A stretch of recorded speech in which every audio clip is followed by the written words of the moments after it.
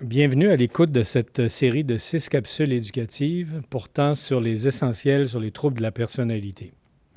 Ces capsules ont été élaborées par des professionnels du Centre de traitement le Faubourg-Saint-Jean, qui est au CIUS, la capitale nationale. Il s'agit d'une clinique spécialisée dans le traitement des troubles de la personnalité. Ces capsules se veulent également des réponses à des questions courantes en regard du trouble de la personnalité. À qui sont destinés ces enseignements et pourquoi les faire? Nous visons d'emblée les personnes ayant un trouble de la personnalité. Nous avons comme premier objectif de donner des informations justes, issues de la recherche et de l'expérience clinique. En apprendre davantage sur le trouble est une première étape importante pour le traitement, et notamment pour vous permettre de prendre en main votre rétablissement. Nous ciblons également les familles et les professionnels de la santé. Des membres des familles sont souvent très impliqués auprès de leurs proches et pourront avoir un impact sur l'issue de la démarche auprès d'eux. Je me présente aussi, je suis Gabriel Autreny, ergothérapeute et je travaille au Centre de traitement le Faubourg-Saint-Jean. Je suis Laurence Vioguet, je suis psychologue et je travaille aussi au Centre de traitement le Faubourg-Saint-Jean. Quelques consignes pour les capsules. Ces capsules-là ont été conçues dans un certain ordre, mais peuvent être également écoutées et réécoutées dans l'ordre que vous le souhaitez. Vos réflexions conséquentes à ces informations que vous allez recevoir pourront être échangées avec les professionnels qui sont impliqués dans votre démarche thérapeutique. Et sachez qu'on apprécie tout le temps vos commentaires, vos questions quant au contenu. Et cela va nous permettre d'être encore plus pertinent, de faire des modifications au besoin dans les informations qu'on souhaite vous communiquer. Sur ce, bonne écoute. Capsule 4, les traitements du trouble de la personnalité. Première question, qui est probablement la question évidente à ce stade-ci. Comment ça se traite? Comment traite-t-on le trouble de personnalité? D'abord, première constatation, ça se traite. Ça, c'est extrêmement important. Ça se traite depuis, je dirais, il y a une attention très particulière de la part des thérapeutes depuis les années, dans les années 80-90. C'est là que les traitements un peu plus structurés se sont amorcés et progressivement, il y a plusieurs types de traitements qui se sont ajoutés. Donc réglons cette case-là. C'est un trouble qui se traite. On vous donnera quelques statistiques en termes de propension à modifier le parcours ou à traiter ces troubles. Autre dimension extrêmement importante au niveau du traitement, il y a traitement pharmacologique, traitement psychothérapeutique. Il est extrêmement important de savoir qu'il n'y a pas de démonstration très claire au niveau de la recherche de l'efficacité de la médication pour traiter le trouble de la personnalité. Le traitement principal des troubles de la personnalité, c'est la psychothérapie. Il y a aussi parallèlement à cela ce qu'on appelle les facteurs non spécifiques qui sont en lien avec les personnes avec lesquelles vous allez être, la structure où vous allez être, tout le travail que vous allez faire aussi sur l'alliance thérapeutique sont des choses extrêmement importantes, mais qui sont travaillées dans chaque dimension des psychothérapies. Donc, traitement principal, c'est une psychothérapie. Il y en a de tous les longueurs et de tous les genres. On va en parler un peu plus loin. Au niveau de la pharmaco, je ne disqualifie pas la pharmaco. La pharmaco est une aide pour atténuer des symptômes et donc favoriser aussi la psychothérapie si l'anxiété est moins pire, s'il n'y a pas d'éléments psychotiques qui s'ajoutent à cela, s'il y a des éléments dépressifs qui ont besoin d'être traités, donc, ou encore une impulsivité, une irritabilité trop importante. Donc, la médication est utile, mais ce n'est pas le traitement des troubles de la personnalité. Donc, on rentrera dans le détail de ce qui s'est passé dans les 20 dernières années sur les traitements qui ont été validés à cet effet. Les traitements efficaces sont ceux qui vont traiter la personnalité. On parlait tout à l'heure de symptômes, c'est une chose, mais de traiter un peu plus en profondeur cette dimension-là. Il y aura une dimension aussi d'atténuer ou de régler ou les symptômes pour lesquels vous avez consulté, mais il y a la dimension de fonctionnement également qui va être tenue en compte lors d'un processus de psychothérapie. Peut-être une chose aussi à dire au terme de cet atelier-là, au chapitre du diagnostic, souvent les gens auront vont recevoir ce diagnostic-là, pas nécessairement parce qu'ils ont consulté pour cela. Ils peuvent avoir consulté dans un autre contexte à l'urgence, mais pour lequel on leur a signifié ce diagnostic-là et on les a mis sur une piste pour recevoir des traitements. On serait donc rendu à une deuxième question. En fait, en lien avec ça, est-ce que les thérapies, elles se ressemblent toutes? C'est quoi la différence entre ces différentes thérapies-là? On a évoqué que ça se traite, on a évoqué qu'il y a différents types. Laurence, qu'est-ce que tu en penses?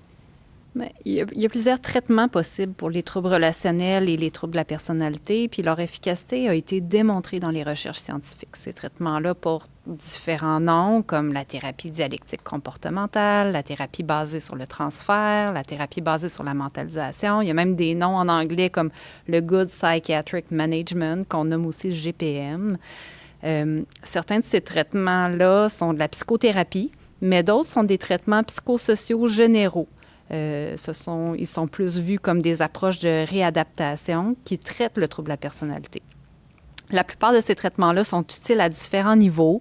Ils sont reconnus pour diminuer la détresse, par exemple, la détresse qui peut comprendre tous les symptômes d'anxiété, les symptômes dépressifs, la fréquence des gestes dommageables que les gens s'infligent parfois, puis les gestes suicidaires.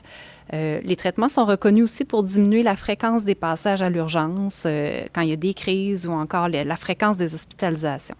Mais de façon peut-être encore plus importante, au-delà du fait que les personnes qui les reçoivent se sentent moins débordées par leurs émotions, les traitements aident vraiment à rendre les relations plus harmonieuses dans la vie des gens, puis à reprendre une vie active dans laquelle les gens se sentent plus robustes pour affronter tous les défis qu'elle comporte cette vie-là, comme les imprévus, les échecs, les pertes, les chicanes, les relations de pouvoir, les injustices, la pression, l'inconnu, faire face à l'inconnu.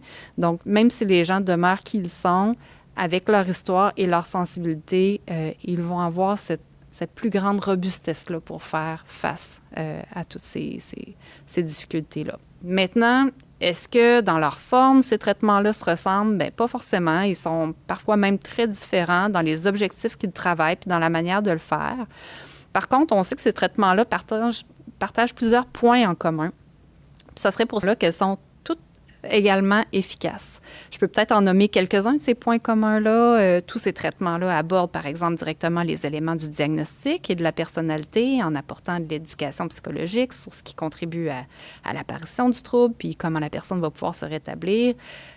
Tous les traitements travaillent des objectifs clairs en lien avec la personnalité, entre autres en mettant aussi en place un plan de sécurité pour clarifier les ressources puis les stratégies sécuritaires à mettre en place au moment des débordements émotionnels. Puis tous les traitements vont travailler aussi dans l'ici maintenant, en portant une attention particulière sur les relations, puis même sur la relation entre la personne et son intervenant, parce que c'est aussi une vraie relation. Ça serait probablement trop long de nommer tous les facteurs communs ici, mais on peut résumer en disant que les traitements partagent beaucoup de bases communes. Donc, troisième question, puis suite à ce que vous venez de dire, elle m'apparaît encore une fois évidente, parce que là, on vient de parler qu'il existe beaucoup de sortes de traitements, il y a des points communs, il y a des points différents, mais les gens, tu sais, ça fait en sorte souvent qu'ils reçoivent un certain nombre de traitements. Donc, les questions qui vont souvent nous amener, c'est un nouveau traitement, vraiment, mon 5e, mon 4e, mon 8e, pourquoi les autres traitements, ils n'ont pas fonctionné, puis celui-là fonctionnerait? C'est vraiment une bonne question parce qu'il existe probablement une foule de facteurs qui peuvent expliquer pourquoi un traitement ne fonctionne pas ou pourquoi un traitement ne fonctionne pas suffisamment. Mais il y a quand même 2 éléments de réponse importants qu'on peut avancer aujourd'hui, moi, je trouve. Le premier, ça touche vraiment l'idée qu'encore aujourd'hui, les gens reçoivent leur diagnostic de trouble de la personnalité un peu tard et souvent bien après le début de leurs symptômes. Ça contribue au fait que la maladie a le temps de s'installer, de faire ses ravages au plan psychologique, mais aussi en ce qui touche le fonctionnement de la personne et de ses relations. On sait aussi que parfois le diagnostic est donné à la suite d'un passage à l'urgence, par exemple, mais ça ne mène pas toujours à des services spécifiques, ce qui diminue aussi les chances de bien profiter de l'aide reçue. Donc, la question qu'on peut se poser, c'est si le diagnostic arrivait plus tôt puis menait les services appropriés, plus rapidement, en quoi ça pourrait changer la trajectoire d'une personne dans sa vie. Mais le deuxième aspect qu'on peut identifier pour comprendre pourquoi un traitement ne fonctionne pas, Gabrielle, touche peut-être une caractéristique qu'on retrouve très souvent chez les personnes qui ont le diagnostic, c'est la présence d'une grande méfiance face aux autres. Les personnes en traitement nous le disent, non seulement je suis souvent méfiant dans les relations, mais j'ai aussi beaucoup de mal à faire confiance à mon thérapeute. Puis c'est quelque chose qui peut se développer, puis qui va devenir une assise importante là, pour être capable d'amorcer un changement, mais on sait que cette difficulté-là peut aussi compliquer la bonne évolution d'un traitement parce que c'est quelque chose de difficile à gagner la confiance à l'autre, puis c'est surtout quelque chose qui peut se fragiliser très vite. C'est pour cette raison-là qu'on en fait une cible de traitement aussi. Mais si on y pense, j'aime aussi rappeler aux personnes qui ont cette difficulté-là que la méfiance, on peut aussi la considérer comme un signe de résilience chez une personne ou si vous préférez une force.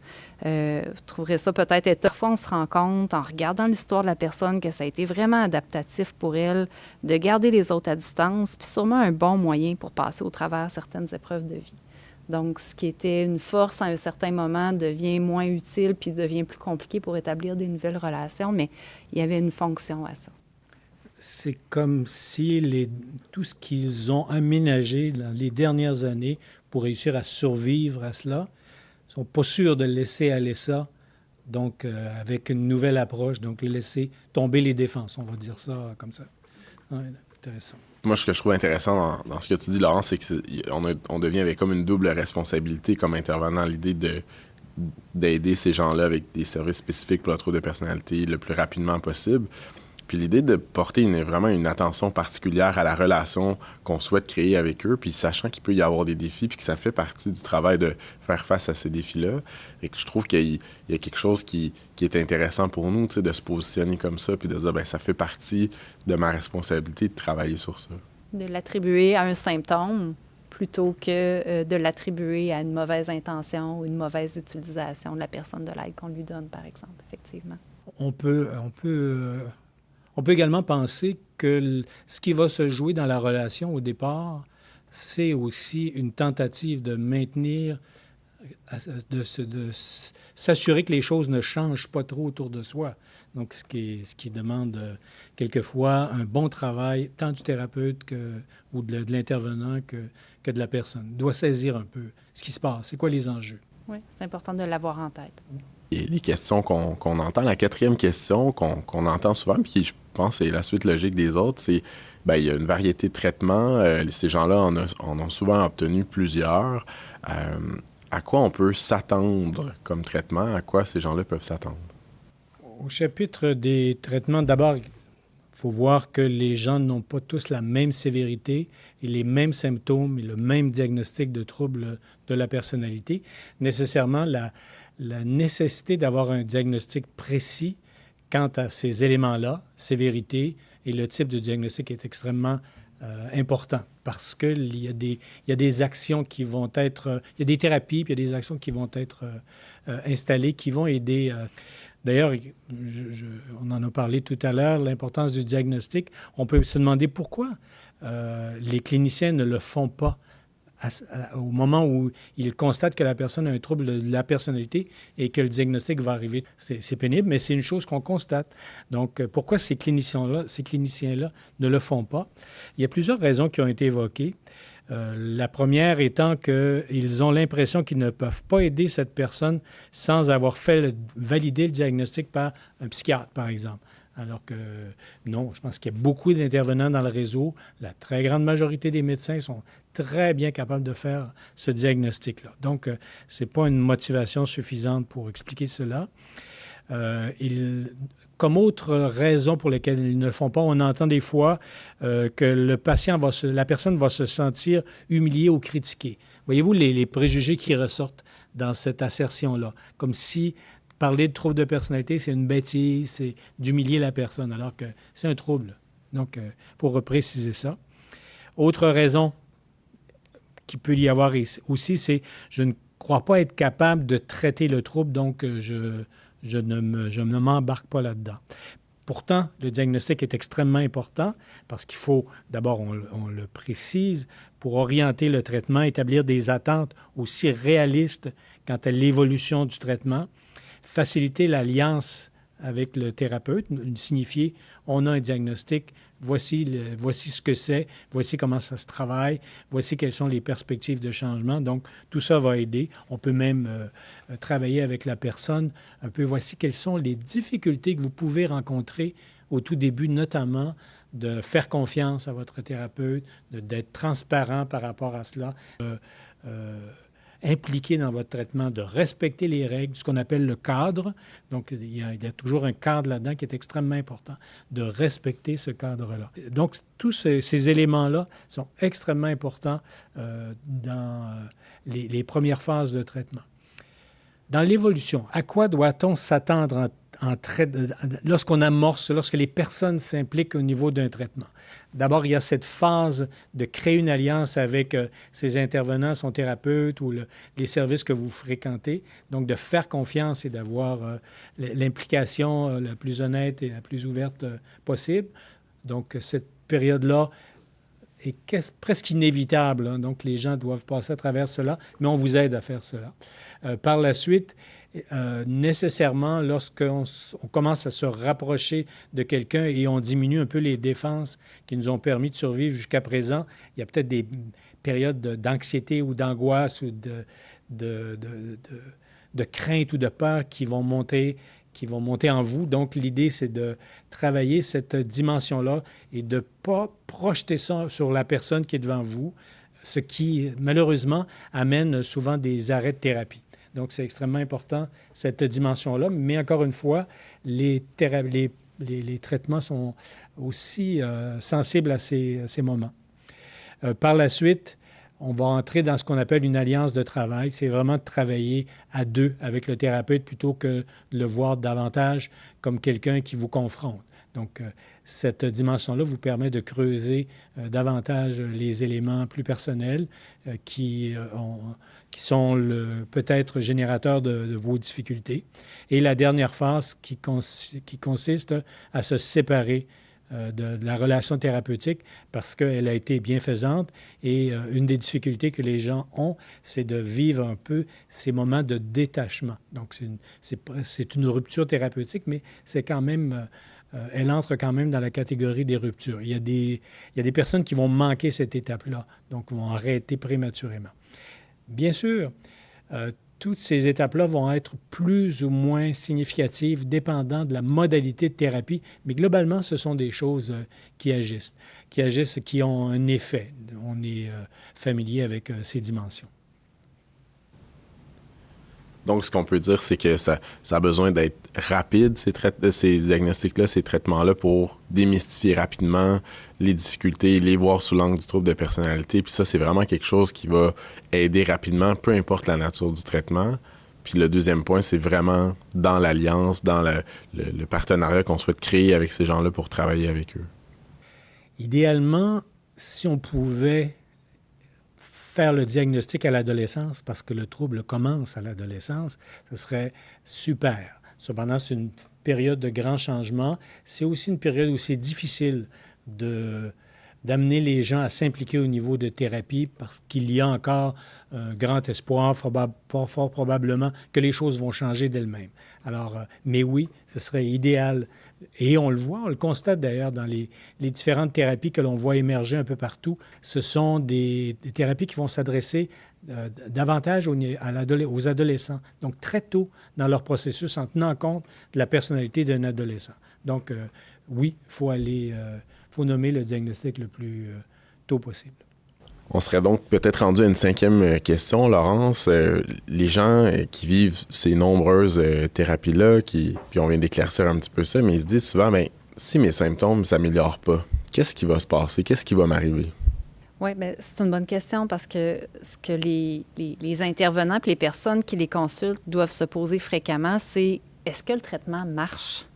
L'idée derrière ça, c'est simple. Dans le fond, ça correspond aux bonnes pratiques. On ne continue pas un traitement qui ne fonctionne pas. Par contre, on sait que le changement, c'est pas magique non plus, que ça prend parfois un peu de temps, que ça n'arrive pas en claquant des doigts. Idéalement, dans un traitement, on doit s'assurer de garder un œil sur l'évolution de la démarche. Et pour faire ça, on fait des bilans, par exemple, régulièrement. On peut en faire aux 3 ou 4 mois avec la personne en traitement, puis on se pose des questions à ce moment-là. Par exemple, On demande à la personne si elle comprend mieux les éléments qui déclenchent les crises ou encore est-ce que sa détresse a commencé à diminuer ou est-ce qu'elle se sent un peu plus en mesure d'adopter des comportements moins destructeurs pour passer au travers des crises. Est-ce qu'elle fait plus confiance maintenant à son intervenante et ainsi de suite. Par la suite, on s'ajuste en fonction de l'échange. Des fois, on est dans la continuité. Parfois, on modifie un peu la manière de travailler ou nos objectifs. Puis des fois, on fait une pause de traitement, ce qui peut être très, très correct aussi. On n'a pas toujours la disponibilité, l'énergie, tout ça à mettre dans une période de changement. Il faut être sensible à ça aussi.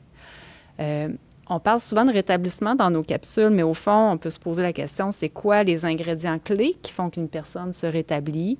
C'est par exemple quand elle arrive à gérer ses symptômes ou ses émotions de manière plus saine, quand elle arrive à construire une identité ou une estime de soi plus solide, puis moins dépendante du contexte, quand elle réussit à s'engager ou à maintenir un emploi, des projets, des relations, une certaine structure de vie. C'est tous des éléments clés qui vont être à la source du rétablissement.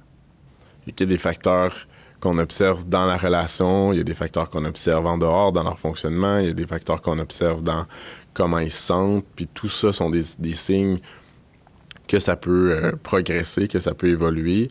Puis quand il n'y a pas des signes nulle part, bien, il y a quelque chose à se questionner, à dire, bien, est-ce-tu le bon moment? Est-ce qu'on fait une pause? Puis ça peut vraiment être quelque chose de thérapeutique de faire ça, de se dire, bien, prenons le temps peut-être de réviser ce qu'on veut vraiment, ou prenons le temps de voir vers où on veut aller. Et tout ça peut être différentes façons d'évoluer dans un cheminement thérapeutique.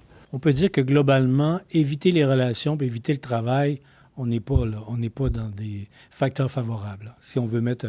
On est dans la gestion des symptômes, dans le fond. Ce qui déclenche mes symptômes, je m'en éloigne pour être moins pris ou moins débordé émotionnellement. Par contre, ça fait une vie qui est généralement pas satisfaisante. Donc, c'est ça aussi qu'on veut monitorer, qu'on veut avoir en tête quand on regarde la nature du traitement. On ne veut pas juste que la personne ait plus ses symptômes parce qu'elle n'est plus impliquée dans sa vie, par exemple. Le changement, c'est difficile. C'est pas quelque chose qui se fait de façon magique, comme je le disais, ou qui se fait rapidement. Par moments, c'est des choses qui se sont installées tranquillement dans la vie puis qu'on peut pas changer du jour au lendemain. Mais c'est important d'avoir en tête que le changement est attendu. Puis on sait que ça fonctionne, ces traitements-là, puis on a de l'espoir que des changements vont arriver et on veut les avoir en tête, tout le monde, et la personne dans le traitement et son intervenant. Une dernière question, la question 6, qu'on entend. Est-ce que le traitement, il doit être long pour être efficace? On sait que des fois, on demande des gros engagements. Les gens ont l'impression que c'est gros ce qu'on leur demande. À quel point ça doit être long, tu sais? Est-ce que tout le monde doit avoir la même chose? Est-ce que ça doit être long? C'est des questions qu'on entend. Qu'est-ce que tu en penses, Laure? Mm-hmm. En fait, ce que les études nous disent quand on compare les traitements et leur durée, c'est que les traitements longs ne sont pas forcément meilleurs que les courts. Ce qui contribue parfois à ce qu'on réfère des personnes vers des traitements plus longs. Ça va être des éléments comme une complexité là, liée à la présence de plusieurs diagnostics, comme par exemple la présence d'une dépendance à des substances, un stress post-traumatique, un trouble bipolaire, une dépression plus réfractaire. Donc ça peut être des éléments qui vont complexifier un peu la présentation puis qui vont peut-être nécessiter des traitements un peu plus longs ou la présence des symptômes plus sévères ou plus chroniques, puis j'en passe bien d'autres choses. Mais peu importe la longueur du traitement, les éléments qui contribuent à la réussite de la démarche sont les mêmes. C'est-à-dire qu'on demande à ce que les gens s'engagent avec leur intervenant pour définir le problème et les objectifs à travailler en collaboration. C'est vraiment quelque chose qui se construit ensemble. Ça demande aussi un engagement de la personne en dehors des séances, donc dans sa vie. Donc, le travail, il se fait un peu avec l'intervenant, mais c'est après, quand les gens retournent chez eux, retournent dans leur vie, c'est là que le traitement commence. En réalité, c'est là où est-ce que les gens vont faire des nouvelles expérimentations, vont essayer d'autres choses. Et ça, c'est vraiment important de dire. En fait, c'est pour expérimenter ce qui est discuté dans les séances. Il y a aussi l'attente nuancée que le rétablissement ne sera pas toujours en ligne droite, que ça ne va pas toujours aller de mieux en mieux, qu'il va y avoir des périodes où est-ce que ça va aller mieux, des périodes où est-ce que ça va moins bien, bref, comme dans la vie.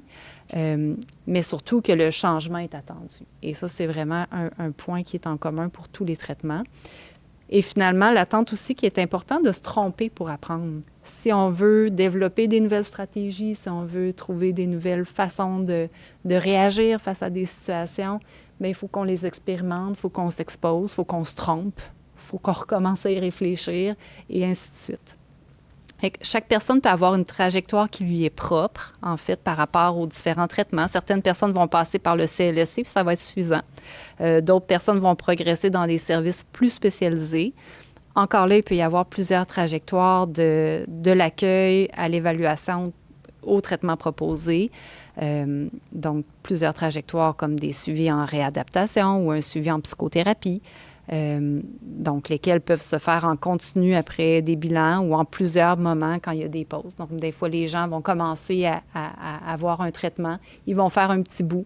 Ils vont s'arrêter. Ils vont vivre leur expérience de vie. Ils vont vivre d'autres choses. Puis ensuite, ils peuvent revenir dans les services, dans les traitements. C'est quelque chose qu'on va voir régulièrement. Ça dépend vraiment du profil de chaque personne. Qu'est-ce qu'on pourrait dire à des gens qui nous disent, moi, j'ai déjà extrêmement beaucoup souffert. Je vis déjà une vie qui est extrêmement difficile. Puis là, ce que je comprends de ce traitement-là qu'on est en train de me proposer, c'est que ça va encore être difficile. Je vais devoir m'exposer, je vais devoir être vulnérable dans d'autres situations. Et des fois, ça peut contribuer à leur ambivalence à s'engager. Qu'est-ce qu'on pourrait leur dire à ces gens-là? On peut appeler ça un peu le syndrome du statu quo, qui est pas confortable, mais qui est tolérable. Et les gens ont peur de l'intolérable. Bon, l'idée, c'est qu'il faut avoir une bonne discussion avec ces gens-là. Est-ce que vous êtes content ou contente de votre statu quo?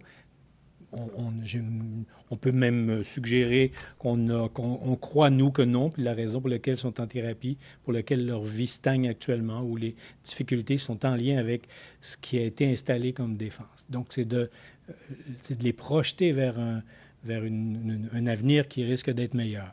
Globalement, les changements s'effectuent quand même assez rapidement. Ça peut être intéressant aussi. Ce n'est pas quelque chose de promis dans 5 ans. Dès le moment où les gens laissent tomber un peu les armes, s'impliquent, il y a déjà des changements. On le voit, ne serait-ce qu'un gros marqueur tel la présence d'idées suicidaires disparaît rapidement. Ça, c'est intéressant. L'automutilation aussi disparaît rapidement, qui sont des gros symptômes là, de maintien d'une gestion des émotions en lien avec le trouble. Donc, l'idée, c'est de croire en ça, mais on est là aussi, les intervenants sont là aussi pour mettre les éléments pour générer cet espoir-là.